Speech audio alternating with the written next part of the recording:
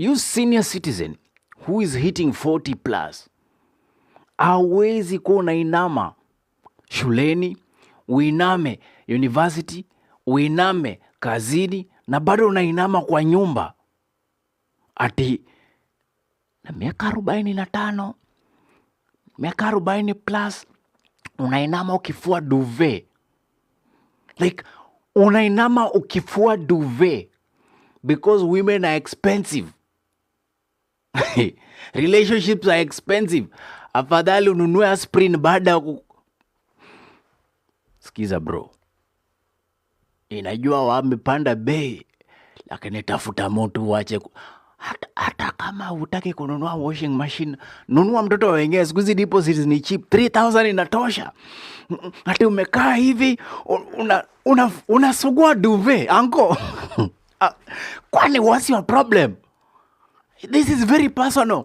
You senior citizen, hatutaki ukwe kale kahanko ambako kanaenda kanajenga nyumba yake kwa mlima hivi na imetoboka mashimo. Mtu akiangalia asubuhi ukiamuka ikona ati unaonanga malijio imefika, unajua ni saa ngapi. Hauhitaji kununua saa wewe anko.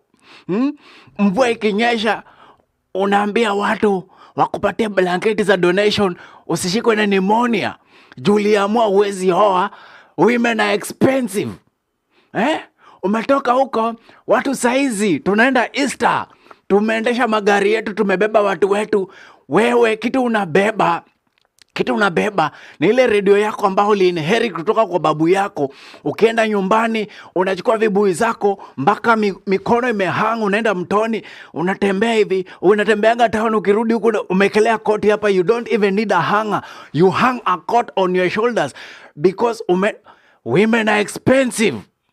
Wewe anko senior citizen, hautainama shuleni, uiname high school, uiname university, na kwa nyumba uzidi kuinama.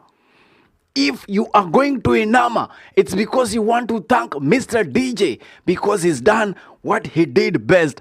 Good night. Tafuta mtu hii weekendi, pelekea wazazi, even if they are not going to approve. Mimi kama anko yako mkubwa nimeapprove. Wacha kujenga kwa mlima ukisema ati huku kitu utaki ni vitina. Tafuta bibi wewe.